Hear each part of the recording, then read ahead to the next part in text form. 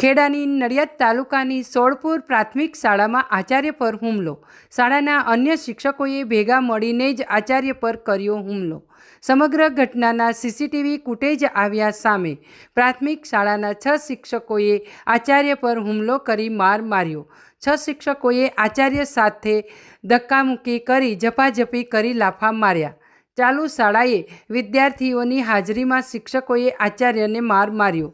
ચાલુ શાળાએ મોબાઈલ ઉપયોગ કરતા શિક્ષકને મોબાઈલ મૂકી દેવાનું કહેતા શિક્ષકે ઉશ્કેરાઈ હુમલો કર્યો અને અન્ય શિક્ષકોને બોલાવી લીધા.